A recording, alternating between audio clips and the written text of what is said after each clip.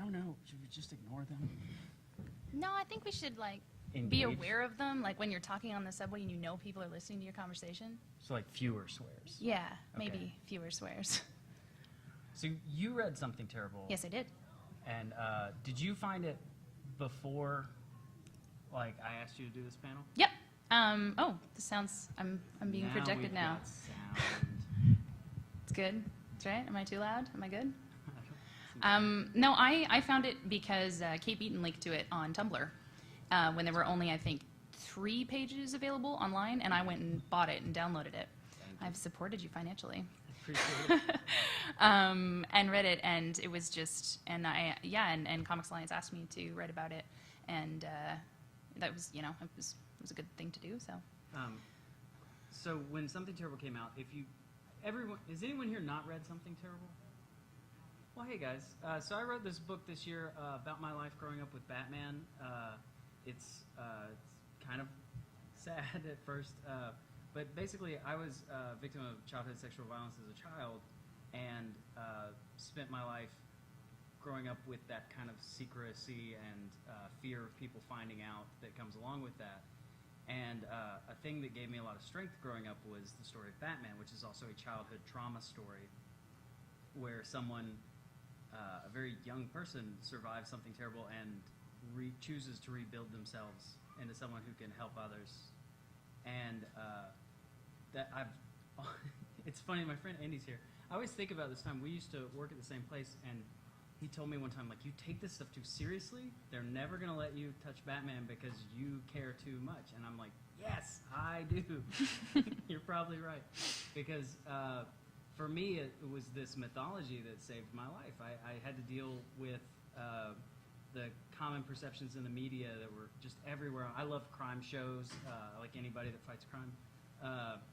But whenever they dealt with childhood molestation cases, it was always the refrain of victims become offenders, offenders were victimized, and it just is this cycle. And I believed that until I was like 30, 31, because I'd seen it so many times. And basically, you can see in the story, but comics had been this force for you are who you choose to be in my life, and then there was this notion that victims become offenders, so I had a pact with myself that I'd kill myself if I ever had thoughts about children. And because you have to protect people even from yourself. And so those came to a head when I drew this little comic where, because I read a lot of Grant Morrison comic books, and there's one called Flex Mentallo where it deals with the reality of other universes and whether or not, like, if the universe is really infinite, like some physicists, theorize, like, that we live in parallel realities and it's infinite, then the DCU is a real place. You could really go meet Batman. And as someone who imagines those kind of worlds, what happens if I write a story where Batman saves me when I'm 6 years old? Because I know from reading Batman comics, he can switch universes, he can call in favors, I've seen him go to other worlds. What happens if I bring him to ours? And I was terrified to do it. I was terrified to draw the little sketch because I thought that might unmake my history.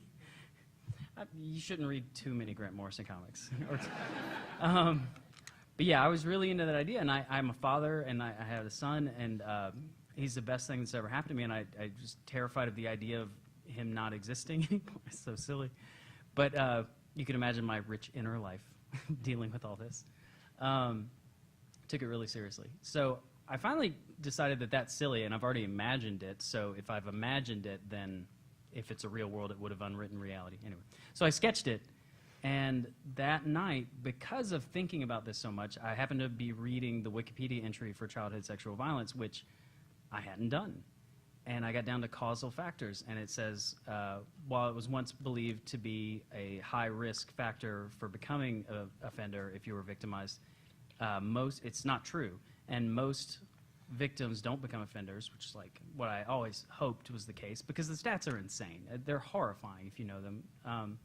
And most offenders weren't even victims. So it's like a double negative. And they have every reason to lie and say they were. So it was like finally putting down this invisible gun that I'd had to my head my whole life And then I had like 2.5, 3 years of feeling really great, like having this weight off my life.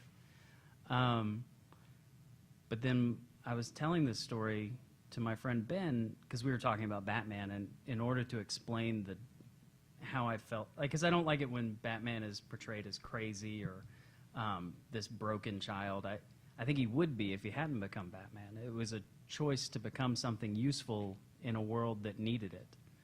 And since I identify so strongly, stop calling me a crazy broken kid.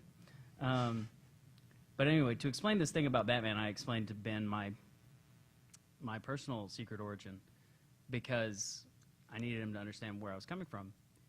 And I also had been planning on doing like a blog post or something about it, you know, because whenever like there have been a couple of news anchors and reporters who have come out about their own experiences with childhood sexual violence, and it's always meant a lot to me. Like, I've written these private letters to them, like, thank you so much, like, I hope I'm that brave someday kind of thing. And so I'd been planning on doing a blog post like that one day, and Ben was like, you got to do that as a comic. And it was like this. He's absolutely right. Like, oh, you mean that thing that I went to school for and that I do for a living? Yeah. Where I tell stories using pictures and words effectively? That's pretty smart. Smart guy, Ben. He actually, do you guys know there's a Thrilling Adventure Hour show tomorrow night? That's my friend Ben. Ben Acker and Ben Blacker write it, and I met him last night. Did you meet Ben Acker? I met one of the Bens. Well, the bigger Ben Acker, Okay. is... It's like skinny white Ben. You met Blacker. Okay. Acker and Blacker. Which is all right. But the Bens are great, and it was Ben Acker, and he's been a really good friend and really encouraged me. I had been encouraging him to make the Thrilling Adventure Hour comic, and then he encouraged me to make the Something Terrible comic, and so this year we both make You've comics. both done good things. They're both good things. But that's great. So I've just been rambling. Well, that's okay. I'm here. But when the book came out, Kate wrote my favorite review of it, which sounds a little egotistical, but I felt like you got it in a way that a lot of reviewers got part of it. Well, I think it was different for me because, like, I'm not a person who's experienced the same thing, obviously, but I read a lot of comics about really personal stuff and a lot of, like, you know, my own kind of trauma with, like, self-injury and things like that, and sexual orientation issues and stuff like that. And the thing that people are always asking me is, like, how do you write about this stuff? Like, how do you share that? It's so honest and so weird. And the thing always, I'm like, well, I don't have a very close relationship with my parents. So, you know, I don't really think about, like, what's mom going to think? So when I read that comic, I totally, like, I felt it on that same kind of level of, like, it's really scary to share that stuff. Yeah. But it gets to a point with me, like, since I started using comics as a form of, like, therapy and catharsis and get stuff out there, it helps so much. And it opens these floodgates of communication for people to respond. And I know you've gotten, like, all kinds of responses just from like people. The ones I used to write, and yeah. it's a weirdly, like, healing process to kind of just cut that thing out and get it into the world and actually be able to talk about it. And that comic totally felt like that for me. And it's a topic you don't hear about. And when I was reading it, that whole thing about the idea of being afraid of perpetuating the same thing that was done to you, like, I'd never considered that because I just had never had that experience. And I was just like, you know, reading a comic like that, and it's like 16 or 18 pages, like, it's really short. That's like with the covers. Like, yeah. I think the actual page count is 14. But reading that and having this feeling of just sitting back in my chair and being like, I had never thought about, like, that would destroy you. And there's not a lot of stuff that I read that has that kind of an effect on me, so it meant a lot. So it's pretty awesome. Yeah, it's been funny, not funny, but it's been, it's strange. It's strange for the thing that you're most terrified of people finding out about. Yeah. To overcome that fear so that you can help. Because once I knew that I wasn't a secret monster, you feel like you're a werewolf. Like, there's going to be a full moon, and you're not going to be yourself anymore, and you're going to have to take yourself out. Like, it's horrifying. But once I knew that wasn't the case for me, I knew that I had to let anyone else, because, again, you're right, no one talks about this. There aren't stories, like, I haven't read comics about this. Well, I mean, like, with my stuff when I was doing comics, like, I basically did, you know, some of my earliest stuff doing comics was these sort of autobiographical things about, because people are always asking me why I have so many tattoos, and the answer is it changes every time, but the real reason I started getting them is because I was cutting myself when I was a teenager, and I hated looking at them, and I hated because I got past that point in my life, and I didn't want to. So, you know, anyway, I made this comic about that and sort of using these tattoos as like a healing process and having it be something that makes me feel so much better, and just talking about actually overcoming that thing. Because I feel like in the same way, when people deal with kind of self-injury and sexual orientation issues a lot of the time on TV, like you see it from one angle. It's troubled teens, you know? It's one episode of Degrassi. There is such a thing with adults. Like I have, I think a longer memory than a lot of people. My earliest memory is when I was still 1, like before I turned 2. And I've always worked with kids in spite of this fear because I knew I had myself in check. Like I would take myself out of it. But because of my father leaving, which is the opening of the book, I wanted to be the best dad possible. I found out that my father's dad had left him at the same age he left me, which seemed like, again, one of these cycles. And it's like the idea that something happens to you and you've got to perpetuate it. Like it's just in you genetically. And what's been kind of like weird, because I'm not particularly religious, and this year I turned 33, but growing up in church, like that's a big year. It's Jesus year, you know. You've got to do something awesome by the time you're 33. Really? That's why they made Superman 33 and Man of Steel, is to have a Jesus reference. I don't It's know like, any of this stuff. My family was so atheist. So I never good. get these references. I'm like, really? Yeah, like when Superman does this cross shape, again, you know. Wow. Okay. Just so I know more about Batman than Jesus. It's a true fact now that I say it out loud, actually. Well, I like Batman more than Jesus. Yeah. It took me a long time to get to that point. I actually just went and did, because I have a Batman costume. My son wanted to be Robin this year for Halloween, and he was like, will you be Batman? And as you might imagine with a super Batman fan, He's doing very well at this being a great dad thing. a 5-year-old saying, I want to be Robin, will you be my Batman? You have to keep your excitement in check, because kids change their mind. Yeah. They'd be like, the next day, it's like, I want to be Speed Racer. You're like, okay, it's fine. So I was like, oh, yeah, you want to be Robin? That's great. I'll get started on your costume. It'll be a month. You know, and I made his Robin costume, and then I upgraded my Batman. But because I made like a for-real tights Batman costume, which involves duct taping my gut down, I got to be Batman, not Fat Man. My mom asked me to come and do Batman at her church, because she leads the kids program there now. That's so crazy. And so the theme of the night was Jesus is the best superhero. And so I told her, Batman's the one who showed up, okay? like, but I did a nice message All for right, the well, kids. How do I drop this?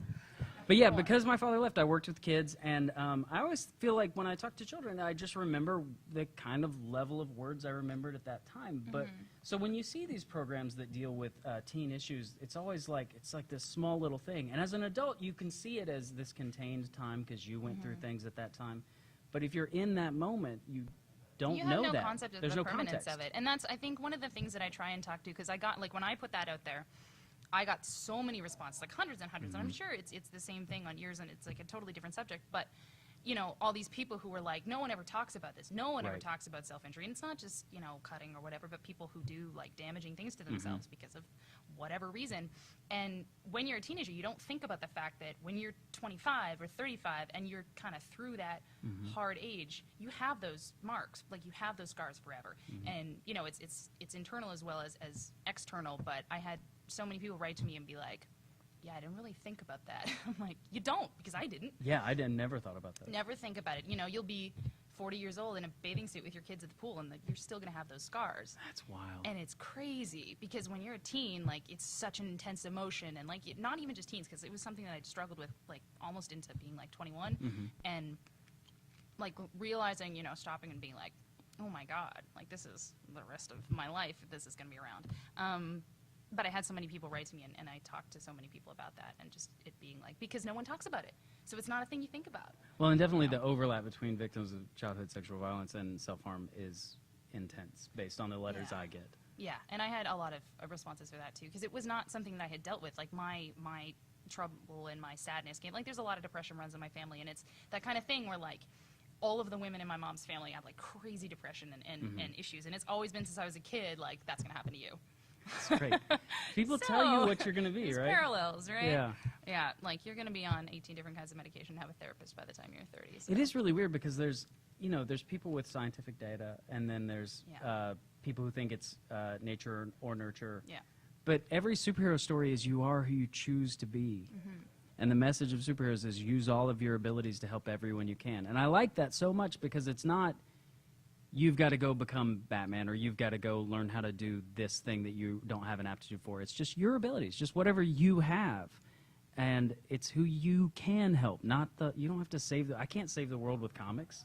Yeah, but you can. But I mean, did a thing that's helping the people I can. You create this, like a start of a conversation. You create this little piece of solace that somebody could have of just reading that and going like, that's, I feel that and no one's ever said that before, which is a crazy thing to be able to do with comics, you know, and it's I thought that was amazing because stuff like that just doesn't come out all that often, at least not in, like so many people were talking about it and it was everywhere when something terrible came out. And My friend Jason Horn texted me the other day. He was like, man, it just occurred to me.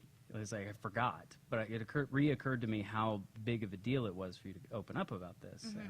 Him writing me that reminded me of it because it's been a while now, and putting it out, posting it didn't feel like anything. It was like I had already worked on. I did it. I was ready for it to be out. After I post my stuff like that, I have to go sit down for a while. Really? Yeah, and I like had a drive ahead of me. Try not so to obsessively check my phone. I posted it, and I had an hour drive, and so by the time I got somewhere, people were downloading it and writing me, and it felt good. But the moment that I felt brave was deciding to do it. Like I went to a coffee shop in my little tiny town, and I got out a notepad and I started sketching how to do the comic and scripting out. Actually, you know, if you've read it, you'll know that there's not a lot of words in the book, and there were going to be. But there's that, you know, I mean, the comic itself has such an impact, but then there's that, like, letter kind of in the end of it that you wrote, like that whole added thing, which is a whole other level of. Like, I'd almost finished the book when I realized that because whenever friends who are writers have sent me their scripts for notes, just thoughts, you know, my usual note is just you don't need any of these captions because there's a picture there to tell you what's happening, and then you have the guy say something. Like, you can use captions really sparingly if, you know, just when you need them. And I gave myself the same note when I was almost done. I was like, I don't need to letter any of this. Just the few parts where it needs words. Yeah. And then I can put it all in an afterword. Especially on a topic like that, I think that works a lot because you know, it's a weird, quiet thing. Like it worked in the comic. I felt for that you really had to kind of pay attention to everything. And that's the thing, is that if you have the captions, you read the caption, you go to the next caption. If you don't have the captions, you slow down and think, why did Dean draw all these lines in this panel? Yeah. And whatever is happening in your head is going to be more personal to you and more thoughtful than anything I wrote. Like, if I wrote words there, it would cheapen it for you, your experience. The other thing that's been weird is the letters I've gotten. So many people have such worse experiences than I've had. You know, I had a 2-weekend thing that derailed my life psychically, you know, my mental life forever, until I was, 30-something. And the people who write me have had years-long experiences or multiple experiences, or this happened to me when I was a kid, and then this when I was a teenager, and then this in college. And the stats are horrifying, and that's one of the knowing the stats. I found out the stats when I was in 11th grade at the time. An estimate of it's now estimated 1 in 3 girls before they're the age of 18 and 1 in 5 boys. And that sounds like everybody, doesn't it? Like, it's too big. And so the idea that people become offenders is ridiculous because it'd be so many of us.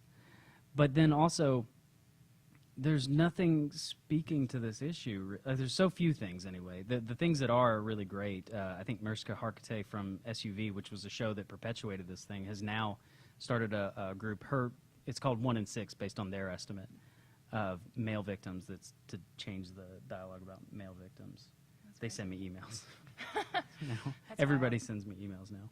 Yeah, I whenever that stuff pops out, it's just, I mean, statistically, it's so horrifying because I did a comic a couple years ago that was really fast one about just the idea of rape culture and the way that people talk about stuff. And part of it was like, 1 in 4 women have had an experience with not necessarily rape specifically, but with sexual violence or with harassment. And it's so many of these people writing to me and like, your statistics are all wrong. It's more like 1 in 6. And I'm like, how is that not still completely horrifying? Like, I'm sorry that the small difference of a fraction makes it like, what? Anyway. Well, have you ever seen, here's the thing that drives me crazy. Have you ever seen that chart where it shows you the stats of victims in a year? then Oh yeah, and then it's arrested is a smaller group, and Yeah. then it's like convicted 1 in is 160 or yeah, something. it's tiny. Actual convictions. Right, and it's the same thing Crazy. with childhood sexual violence. The people who write me, I have gotten so many letters from people whose mothers didn't believe them. Yeah. And I don't know how you live with that and go to family things that you have to with people in your life. It happens because, like, I mean, to a lesser degree, like, I had a teacher in high school who was, like, very interested in me and made no bones about being, like, wasn't shy about it and was, like, hitting on me and would be very, like, flirtatious with me. And it really messed me up for a long time, just being, because he was someone I really liked and really trusted, and he was my favorite teacher. And then he was just like, I want to have sex with you, and you're 14, which was messed up. And I told other people, and nobody believed me. Like, nobody believed me. My friends were just like, yeah, but you kind of egg it on. And I'm like, I'm 14. What? You're an adult.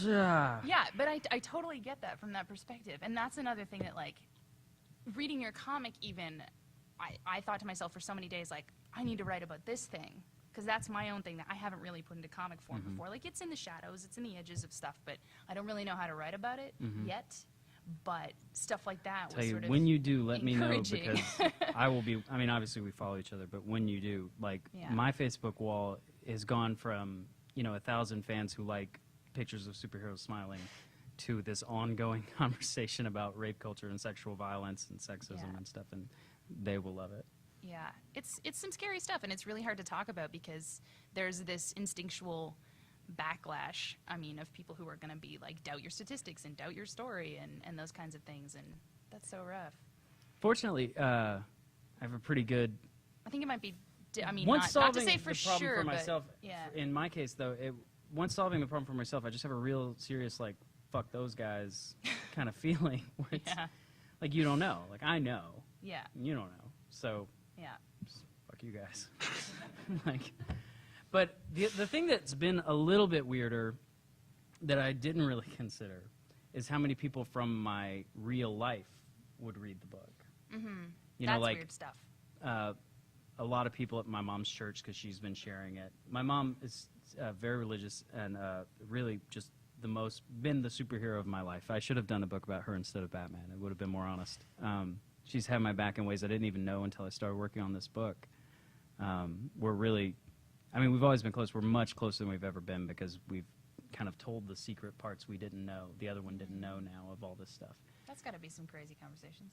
It's really good because we've both been dealing with guilt that neither of us deserved. Yeah. And, but like in Southern churches, you give your testimony about why you believe, and she's never given hers because it has to do with the recovery that followed this, like with my stepdad, who's just amazing, and my youngest sister who they had, and for her, all this horrible stuff that went through her life, like getting pregnant as a teenager and having this drug addict husband leave her when the house was being foreclosed on. She's got a 5-year-old and a 2-year-old, and then we get molested, and then we meet this awesome father figure that comes in and kind of helps us all through it. And for her, that's the sign of a plan. And honestly, even as an agnostic, the worst thing that I could wish upon anyone happened to me, and now it's this thing that's helping me help people. And I really wouldn't change my life because it's become a useful thing. For her, that's her testimony, and she's never given it because she told me that wasn't my story to tell. And now she can, so she wrote it, and it was really, she wrote a little thing. It was beautiful to read it. Well, that's kind of neat. But yeah, and then getting messages from people in high school. Like, one of my best friends in high school was this girl named Cody Satterfield, who every boy should have a girl best friend as a teenager, so you can sing Sugar Ray and go to romantic comedies, because no one else will. And it was great, and like, paint your toenails and go have fun. And she wrote me, and she, like, we had a pact we'd get married if we were 30 and weren't married, that kind of thing. Yeah, I had one like BFF. that. Yeah. So she He's wrote gay me. now. It makes sense. It makes sense. So, I'd still do it. Anyway.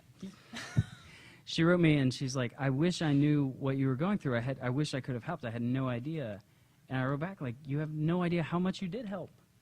Like, you made me feel so normal with all my weird stuff. Like, again, like, gender identity issues and stuff like that, and just having a friend who was fun and accepting and thought I was cool.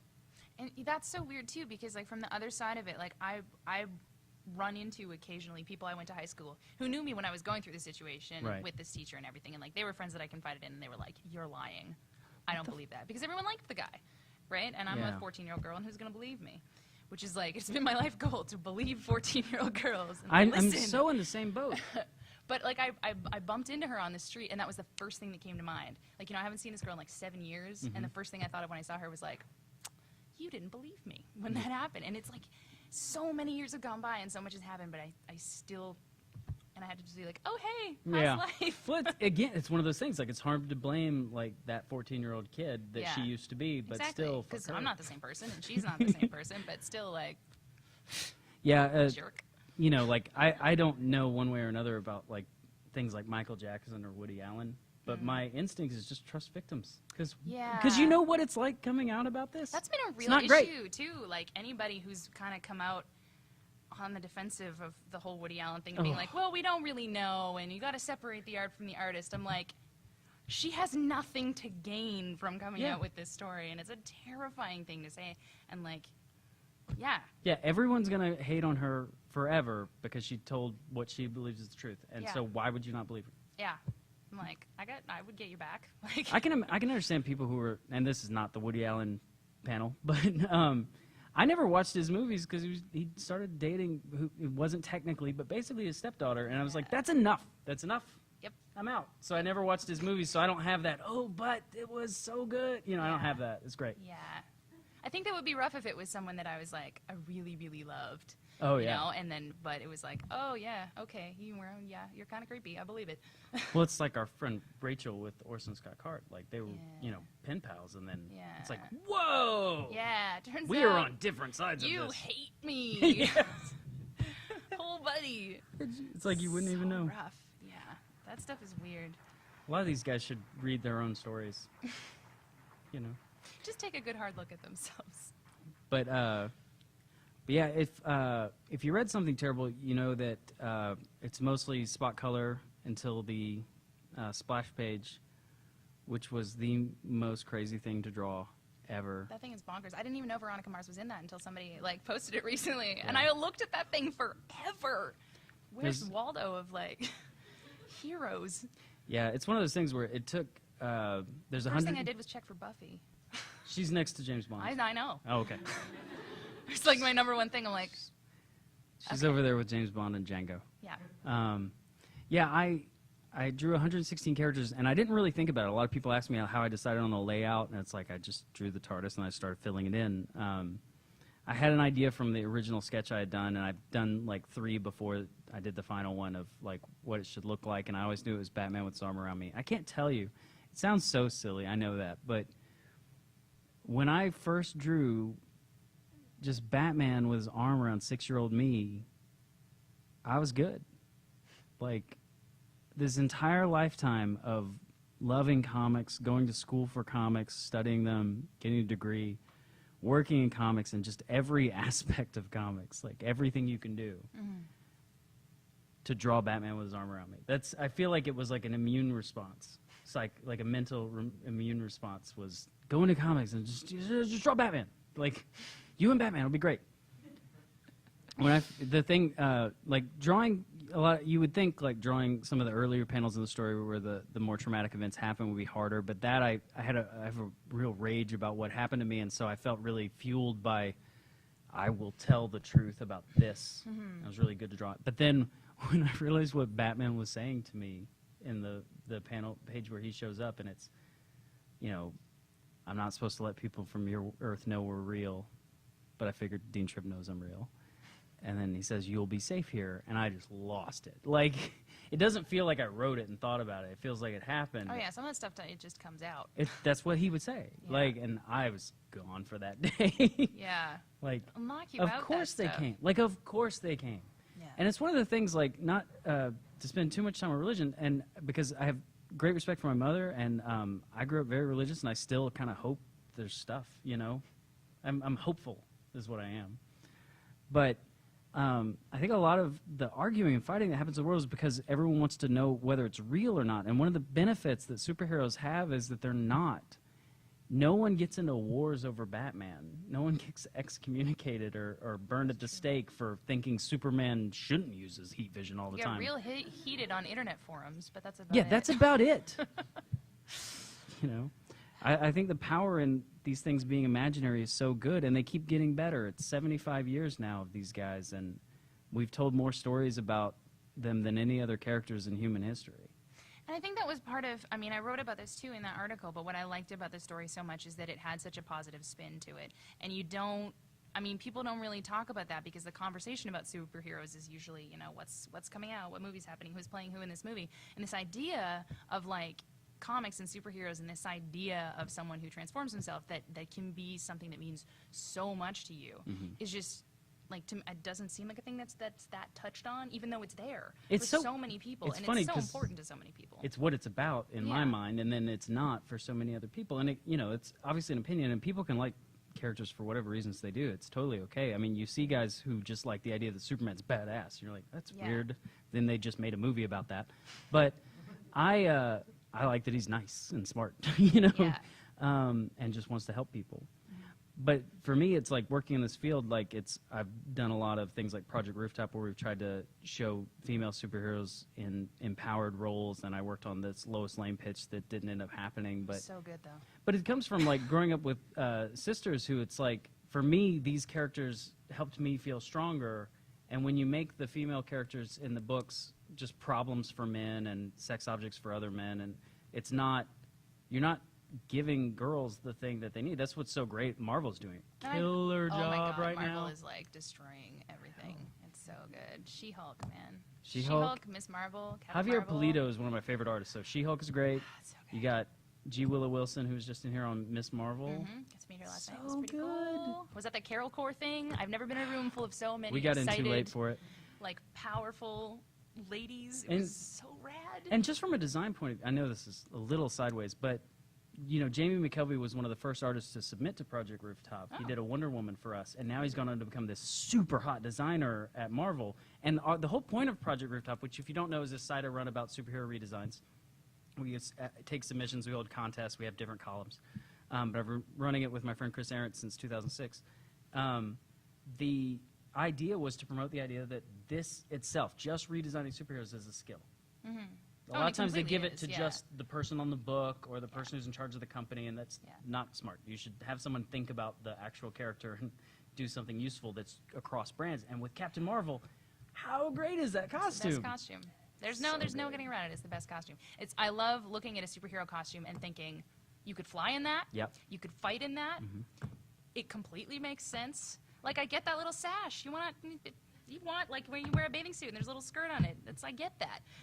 And you want, know? like, it's like a cape. You want something flapping when you're drawing someone flying. It's just great. And just the, like, flat shoes, because obviously. No doubt. It's like when Darwin did Catwoman, and I felt that way about it. And I'm like, oh, yeah, she's zipped all the way up, first of all, which never happens. Yeah, and they Something stopped about doing that. Black By the Widow way, and Catwoman, they just don't understand zippers. it's like they finally give Catwoman this really functional military-grade costume.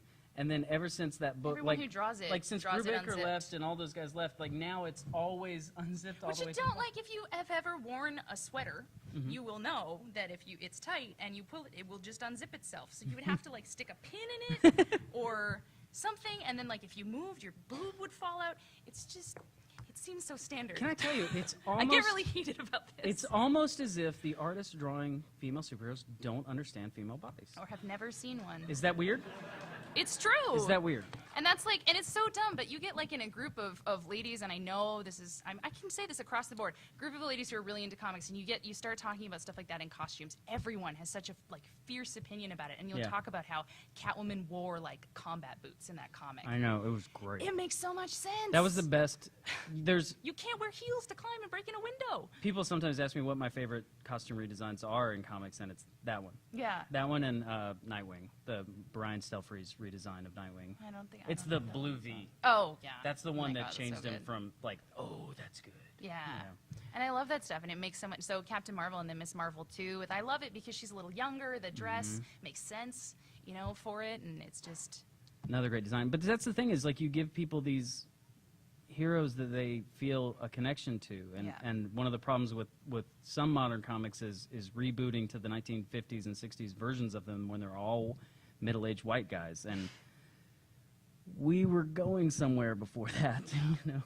And I think, I mean, I got started on saying this because, like, I could have written that same kind of comic about Buffy for me. Because that was like, I didn't even realize until I got older that how much, like, that blonde, girly, like, sweet high school girl who's actually, like, so tough and has to deal with so much stuff, because I was a blonde, girly little kid, and I joined karate because I wanted to be Buffy when I was 10. One of the things that was good about it was that she was a badass and she got to do girly things. That's the thing, is, like, it wasn't saying she had to be one thing or another. Round, multi-dimensional human being, and, you know, people now, I mean, I get it, whereas you have that retro, like, not retro because it was not that long ago, but that attachment to it that you watched it when it came out, and I try and show it to people now, and it is a little dated, and all the brown lipstick and so sweater 90s. skirts are kind of a turnoff. It's so 90s. For some people, I love it. I do. But it's so hard to sit down and watch an episode, and you're staring at them, and you're like, you have no idea how this shaped me as a person. Like, no, it's great, and it's one of those things that's really weird, like, not to, you know, diss on anyone who likes Twilight, but just the fact that when that came out, like, and it was such a depowered female lead, I had the vampire romance for the ages, which is Buffy and Angel, and then Buffy and Spike, obviously. So why would anyone do it again? Like, they nailed it. It was so good. See, Angel was forced to have his soul, but Spike fought to have his soul. So it's true. It's tough.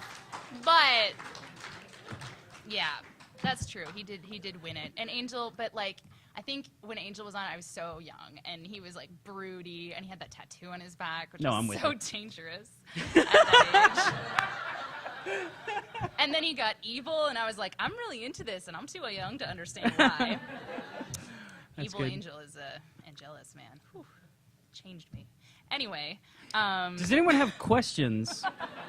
We have a microphone over here that you'll need to talk to. Yeah, we can do a couple minutes of questions. I think we've got like 5.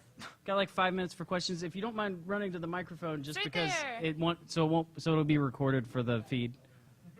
Oh no. Oh, dude, just ask the question. I'll repeat it. Stay there. It's fine. Sorry, we didn't know. I used to be on a cane. I can relate.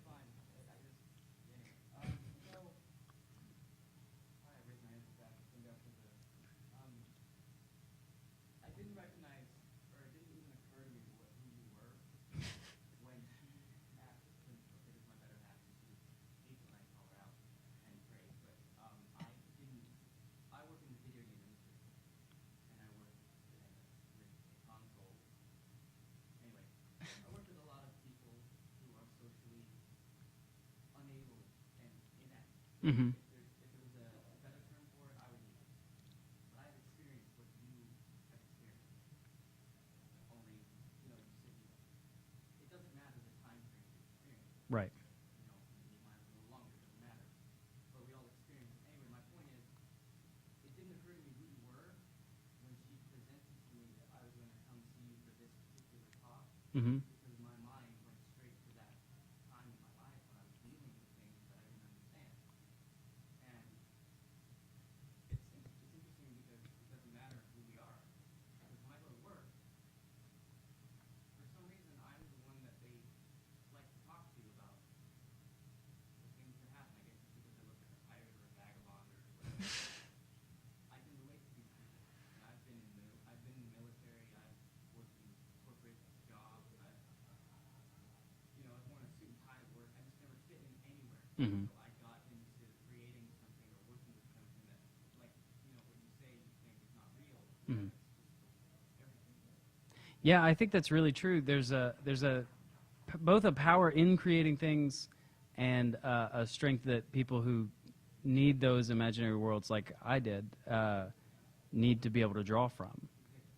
My question is, I'm a father myself. Mm-hmm. And so you talk about, you know, am I going to be a monster? And I remember the day that I remember the day, what I was wearing, how I felt the moment I asked myself that question. Mm-hmm. It wasn't too long before, you know, I mean, literally, they were rolling her into the hospital. And I was asking myself that question, and it scared the hell out of me. So I remember answering that question not too long after that I wasn't going to be a monster. So I guess my question is to both of you, when did you realize you weren't going to be the monster? I knew I had because I had a pact with myself, I knew that I had the strength to stop myself. But if I ever, it's funny because I'm such a Batman guy, but I always use the imagery of a gun because I grew up around guns, and I'm not joking. I would take myself in a heartbeat if it meant protecting others, and it comes with all these sacrificial superhero stories. Gotta fly the bomb out. So I had this serious pact, and I knew that I could at least do that. But I've now heard from a lot of fathers who have had similar things, and mothers. That was the thing that I knew that I would get response from men. I didn't realize how big of a response from women I would get, but obviously because the stats are so much more weighted against women, I've received so many letters, but I didn't realize that they would deal with the same fear. I think it hadn't even occurred to me, even though there are so many. I mean, it's silly to pretend that there aren't women who victimize children too. But if they were victimized by a woman, or even if they weren't, they had the same fear that they would hurt children, and because of all this stuff in the media. But what I usually tell people is, because you have that fear, because you've made that pact and built yourself into someone who does this and is a good parent, that's just proof. You're done. You can put down the invisible guns and put on an invisible cape, and you're good. The thing about Batman, and I said this in the afterword, but he's a figure cloaked in darkness, and I realized something about him after I did the book is, you know, it could have been Superman, it could have been Star Trek, because I love those things too, but it was Batman. Batman's a childhood trauma story, and he deals with crime, not just, like, I love it when he time travels and goes to Pluto and stuff like that, but he deals with crime in the streets, and he's a guy who could have showed up that day, who wouldn't have been broken by the knowledge. I don't think you can really do stories about the crime that changed my life with Spider-Man or Superman. His boots are black. They won't be stained by the darkness that's there, and he wraps himself in this black thing, but he's always got, I like it when he has just the black bat symbol too, but the oval of light is just this, it's like a beacon. It's like, yeah, I fly towards the bat symbol, but I'm one too, and I love it. I think that the darkness that I was in the years before I found Batman, I needed a character like that in the night too, you know? But it could have been anybody. I get letters from people, it was something else. Like it was Gandalf, you know? Yeah. And I love that. It was Buffy. I feel like so many people have those things. Buffy was good. Buffy was just revolutionary. Really good. And I think that stuff is really important to have. Do you have a question?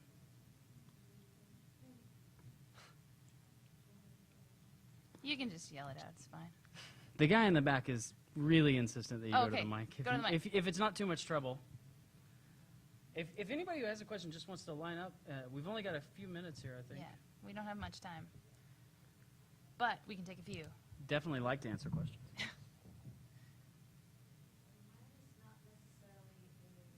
A question, but a plea. And